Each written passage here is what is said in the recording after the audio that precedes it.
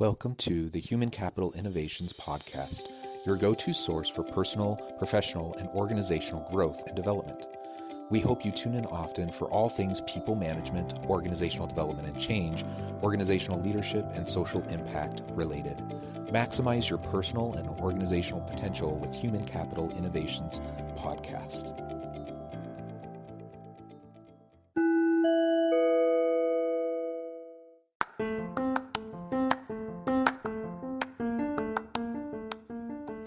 Welcome to the Human Capital Innovations Podcast.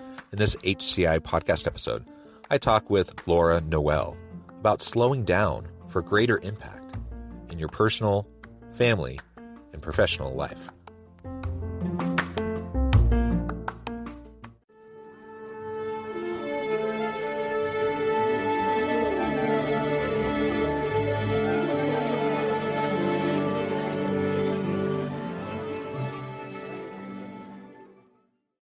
Laura Noel, welcome to the Human Capital Innovations Podcast.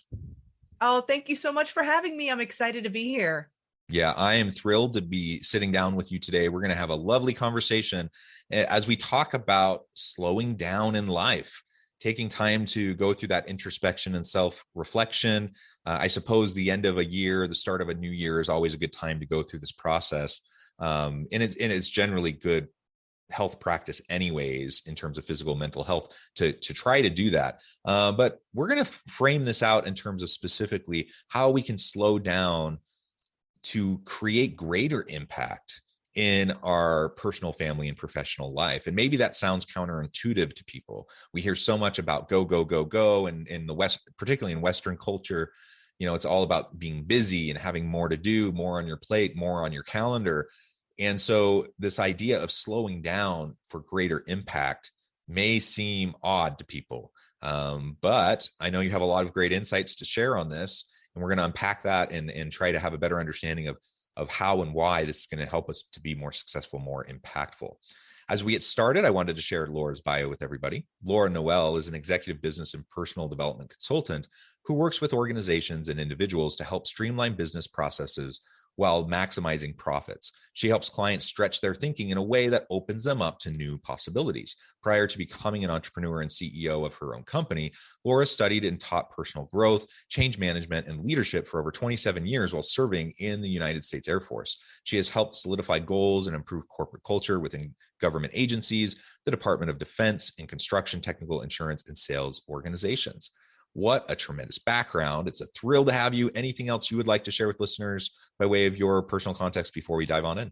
Oh my goodness. Well, I have been studying what I teach. So everything that I share with people, everything that I guide clients through are practices and things that I have put myself through, that I've been coached through as well. So you're learning from my lessons in this, and I'm just really excited to share, because my life has done a complete 180 learning these principles and these concepts that I now teach. Well, that's really interesting. If you don't mind me zooming in on that a little bit, to the extent Sure. You're comfortable, can you describe that a little bit for us? The 180 piece, like where were you, why, and how, why did you feel the need to pull that 180, and where has it brought you?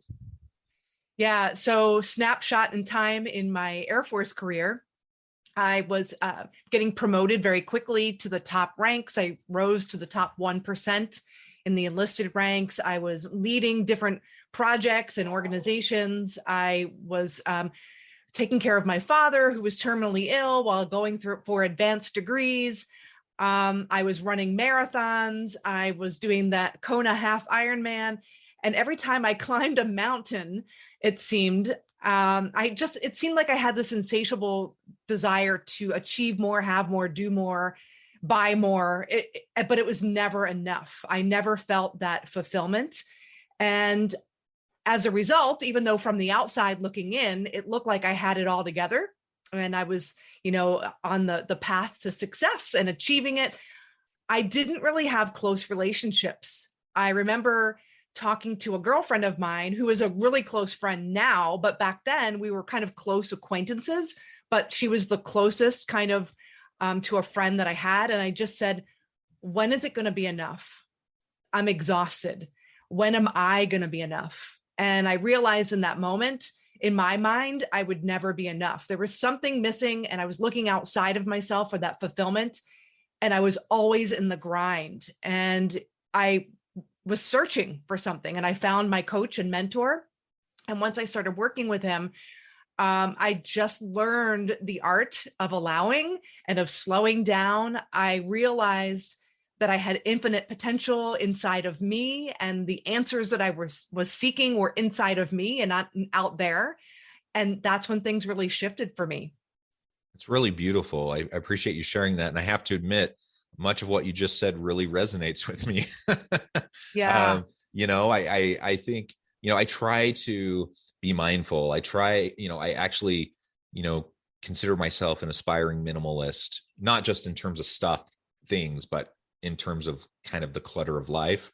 But that's not something that comes naturally to me. And I don't know if it's a matter of, like you said, matter of like trying to prove myself to others and or to myself that I have worth, that I have value, that I'm worthy of other people's love and attention and those sorts of things. I'm not sure all of kind of the psychological background to all of that, but I know that much of what you just said resonates with me. I suspect it'll resonate with a lot of listeners. So I appreciate you sharing that. And it's not to say that we can't have goals and ambitions and we can't strive to accomplish things in life. But the question becomes, if your sole focus is to continually be hitting the next thing, you're always going for the next thing. You've never arrived. You've never given yourself the opportunity to relish in the achievements.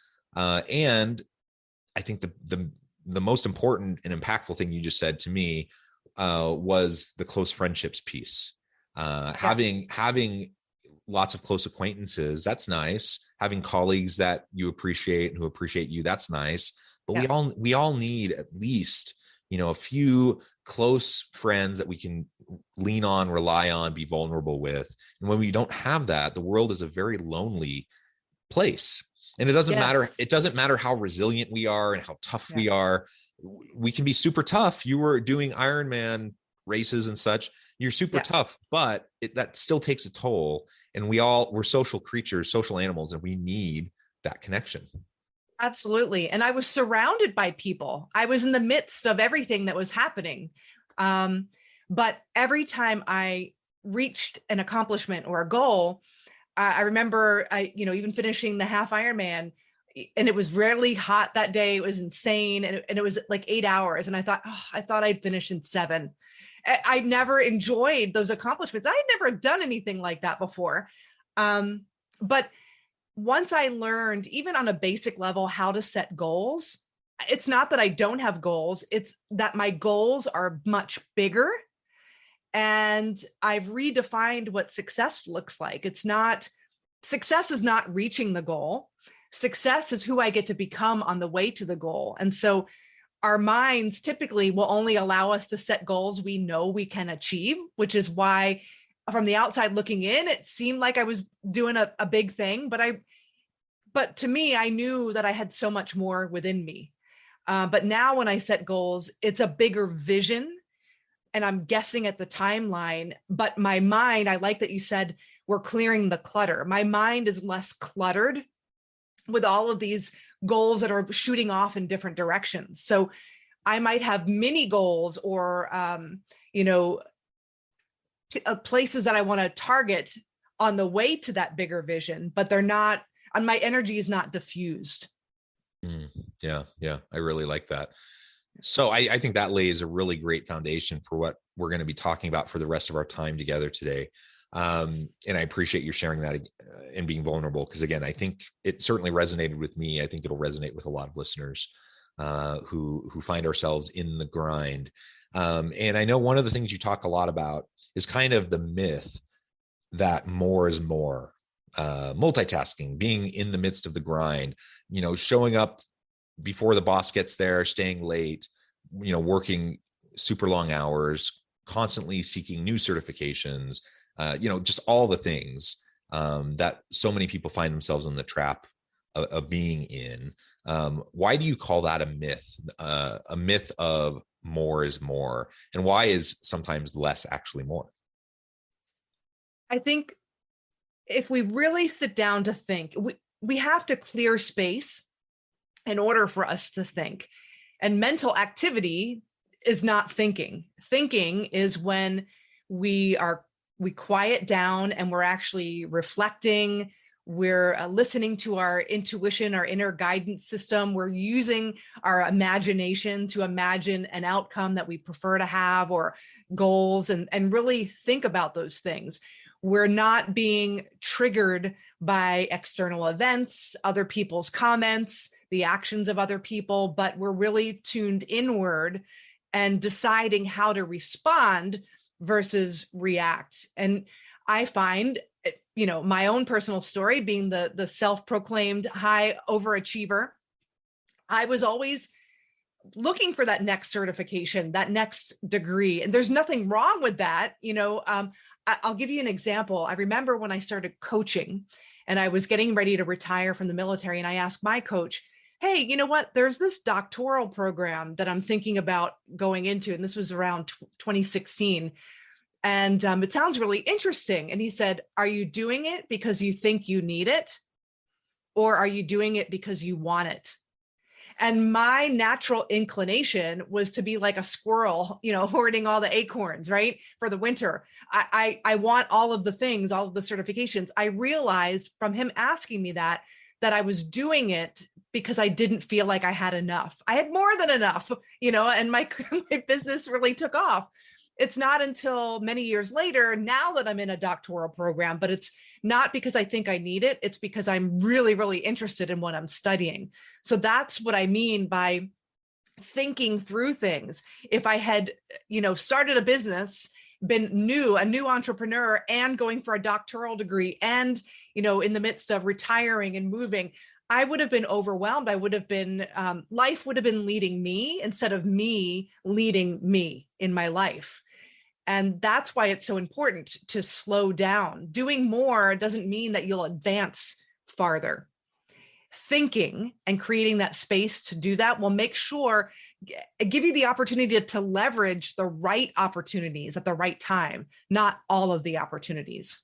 Yeah. And the reality is, no matter how productive we are, no matter how hardworking we are, we all have finite time, finite attention, finite energy, and we can't do everything. So even if you're really good at juggling things, and I consider myself a pretty good juggler, I can do lots of things. I like to do lots of things to keep myself engaged and interested, but I can still get overextended. And if I overextend myself, then my performance, not just in one area, but in all areas, tends to decline. And so I think that's one of the reasons why, we talk about it. It used to be all the rage that everyone talked about multitasking, and more research started to come out and say, well, actually, if you're multitasking, you're actually just not functioning at peak level. And so it's more about focus, right? Having chunks of time to focus. And if you need to do different things, make sure you block out enough time, because it takes time to rev up your focus and to really get in the zone. And then it takes time to shift to the next thing. And if you're constantly switching back and forth, then inevitably you're wasting a lot of mental energy, and you're just not going to accomplish as much, even if it feels good to us. It feels like we're accomplishing a lot because we're staying so busy. Yep. That's the thing, is like our mind is playing tricks on us, and we're thinking, see, I'm getting all these things done. But then if you really look to your results, are you creating what you want, what you truly desire? Are you serving at your highest potential? Do you really feel that? And you're right, shifting from one activity to the next, research has shown it takes about 17 minutes to switch gears. If you're always switching hats, you're wasting a lot of time in a day. And the other thing too, that I noticed in myself and in my clients, is when we're overextended, which, it's in my DNA. I love doing a lot of things. I love learning. I love growing. But when I catch myself being overextended, I notice it takes a toll on my attitude. So I'm not as enthused. I'm thinking negative pole thinking and thoughts, and that's reflected in how I feel. And then that feeling impacts what I do, whether I take on this project or take it on wholeheartedly, whether I connect with my community in the way that I want to really show up and connect with people. So it impacts us on so many different levels.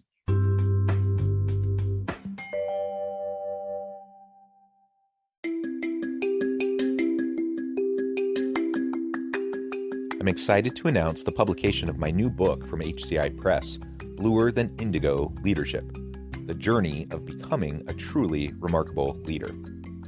Early in my adult life, I learned about an Asian proverb that translates as bluer than indigo. If you think about the color indigo, it is a brilliant, deep, and vibrant blue, what some would call the bluest of blues. To have something that is bluer than indigo is rare and truly remarkable. Contrary to popular myth, there is no one-size-fits-all or cookie-cutter approach to effective leadership. There's no silver bullet, no secret sauce, no go-to model that will solve all of our problems. The truth is, great leaders have all had their unique strengths and flaws, and have all had to discover and then pave their own distinctive path in their life's journey to fulfill their leadership potential. Bluer Than Indigo Leadership will help you discover your own path and explore those ordinary, everyday actions that will help you respond to an uncertain future and produce extraordinary results for individuals, teams, and organizations.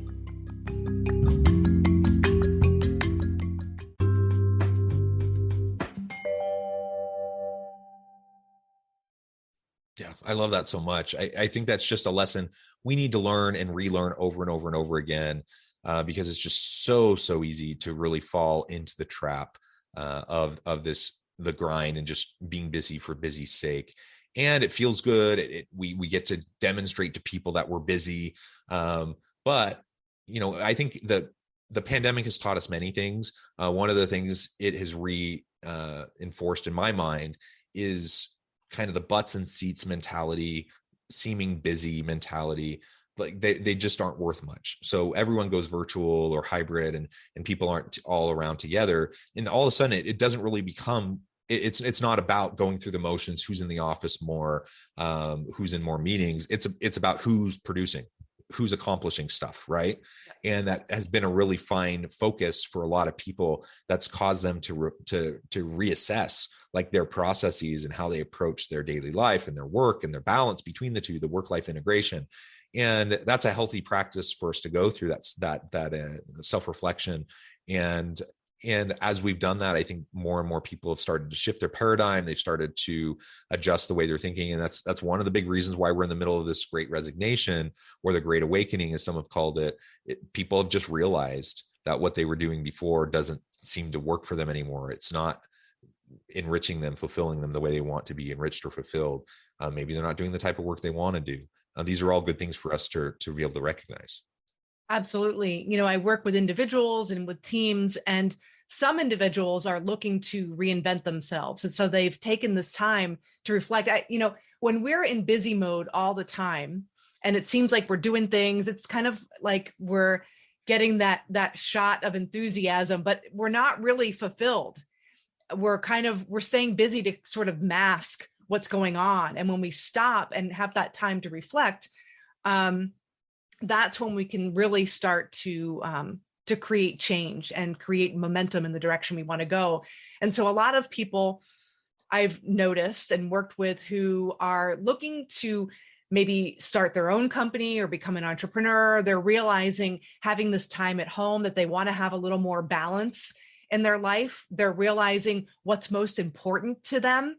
I mean, really, I've never heard of anyone saying at the end of their life, I wish I worked more. They want to have more connection with people, the people who mean the most to them. They wish they would have gone on that trip, or, bought that car, or done that epic adventure, or left their legacy. Those are the things that they're really reflective about. But regardless of whether somebody's working in an organization or working for themselves, if they take the time to think about, well, what's worked well this year? What's gone well? What did I love about this year? What do I love about my work? What would I love to have more of? What did I love about being home more often? What kind of relationships did I get to cultivate? What kind of hobbies did I get to pursue? You don't have to necessarily leave your job to create that for yourself. You don't have to become an entrepreneur. I've noticed people who've actually gotten clear on what would that look like in the context of my organization. And instead of throwing it on the organizational leadership, you should fix this. We're not satisfied. We want more balance. Well, what does that look like for you? You have to take responsibility, and it requires you to think and get really reflective and actually write it out, map it out, have some solutions. And I've worked with people who've surprisingly created that, where they were working in an office and then they created the space where they were working in an office twice a week. And the rest of the time, they were able to be home, and they were single parents. And then they had that connection, and they were there for the important moments and doing the work also that was important to them. So they created that for themselves, and they were earning the income that they wanted to earn. So it wasn't at a reduction in income level. So there's all kinds of stories out there if you just really take the time, and that could be your story. If you take the time to reflect and imagine, what would this ideal situation look like? I love the company. I love the cause and the purpose that they're working towards. If only I could manifest it and create my working environment in this way and have this type of balance. So that's what I think is a beautiful thing about having this time where people are not commuting back and forth to a job, is they have the time to reflect on this. There's no like one size fits all here. Everyone has different life context and circumstances. Different types of jobs require different things. And so it's on the one hand, it's really easy for us to sit here and say, slow down, take time to reflect. You may find yourself in a job, in a role where you just feel like you're going constantly, and that you don't have a moment to stop and think. And I guess what I would suggest, if you find yourself in that kind of a situation, find even little tiny moments, little snippets of time to be able to practice some deep breathing, calm down a little bit, and just, even if it's just a couple minutes, to just slow down and to think. And then over time, you might start to find that you have bigger chunks of time, because it's amazing as you slow down, as you really take the time to think. It gives you the chance to be more strategic. It gives you the chance to develop more meaningful relationships of mutual accountability and trust. And when you do those two things, it actually starts to solve a lot of the like hectic stuff that we end up spending most of our days doing, especially as leaders. If you're in a situation where you're kind of in an environment where you're running around like a chicken with their head cut off, trying to put out fires all day long, chances are, if you can start slowly to build these opportunities to be more reflective, you're going to find better ways to approach those things so you can be proactive rather than reactive. And then all of a sudden, you'll find yourself with more time to be more thoughtful, more strategic, more proactive, and developing more meaningful relationships with those around you. Absolutely. There's an exercise that I take my clients through and teams. And it really helps people think and tap into their intuition and their knowledge. Oftentimes we'll seize other opportunities, not because we feel like it's the best fit or we're aligned to it. We're seizing these opportunities because it's based on fear of losing out or missing out or having FOMO. But when you can really tap into asking yourself the question, what do I want? What do I want in my life, or even in this situation or this challenge that I'm faced with? What do I want? How do I want it to pan out? And then if you take 5 minutes to just clear your mind, quiet down, and then just brainstorm all the ways that, imagine the ideal situation, the way you want it to pan out, and then just brainstorm all the ways that you can strategize and make that happen, make that a reality. And if your brain goes to, well, that wouldn't work, or I don't have the time, or this person would never agree, get in the practice of saying to yourself, next. So you're training your brain to only look for solutions that are aligned with the outcome that you just visualized. Your mind is such a powerful gift. If we take the time to utilize it in the way that it was designed to be used, your imagination is a God-given gift. So when we use it in that way, we can tap into our intuition, and we're aligned with it. And when we're making decisions, we'll be able to make decisions much quicker, making decisions that are in harmony with what you want, instead of making decisions based on mistakes you've made in the past, what somebody else said, other people's influence, the context of the situation. We're making decisions based on what we want, and that's going to help you move a lot farther, faster. Yeah. Amen. Very well said. Laura, it has been a real pleasure. I note the time. I'm going to have to let you go here in a minute. But before we close, I wanted to give you a chance to share with listeners how they can get connected with you, find out more about your work, your team, and then give us a final word on the topic for today. Oh my goodness. Well, you can find me at stretchintosuccess.com. You can also find my podcast, ratracereboot.com. And you can find me on LinkedIn. Just look for Laura Noel. You'll find me there. Message me. Let me know what you thought of the episode. I'd love to connect with you. And honestly, carving the time out for yourself, it might seem counterintuitive. It might feel like you're being selfish. But actually, when you do that, you're going to be able to serve people at a greater capacity and step into your highest potential. So claim that time for yourself, even if it's 15 minutes first thing in the morning. Claim that time for yourself, get consistent with it, plan your day, get clear, and you're going to be amazed over the next couple of weeks, over the next month, how much clearer, how much more focused you are, and how much quicker you're able to make decisions, and more effectively as well. Yeah, I love it. Laura, thank you so much. It has been a real pleasure. You've given me a lot to think about and to noodle on over this holiday break. I'm super excited to go through the process myself. I encourage listeners to do the same, to reach out, to get connected with Laura, find out more about what she can do for you. And as always, I hope everyone can stay healthy and safe, that you can find meaning and purpose at work each and every day. And I hope you all have a great week.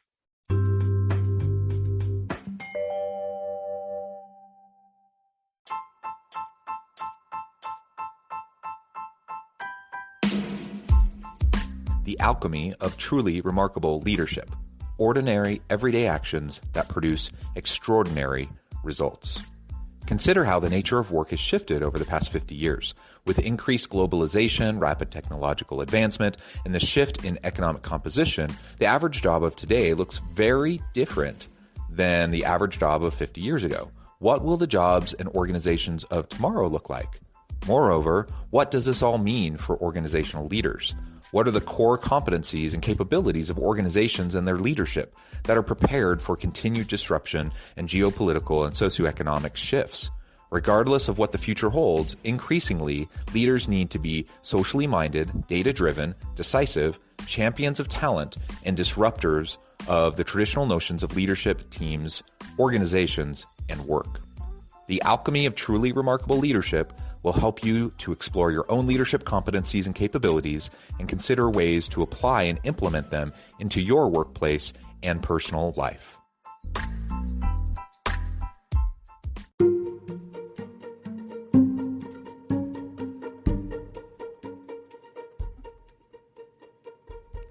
Check out Human Capital Innovations magazine, Human Capital Leadership.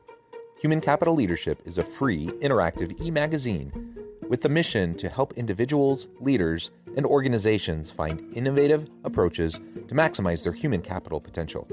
We publish issues quarterly in August, November, February, and May. Take a look at the latest issue and let us know what you think.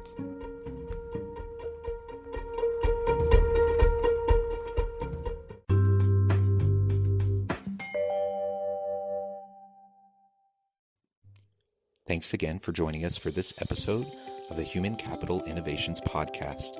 I hope you stay healthy and safe and that you have a great week.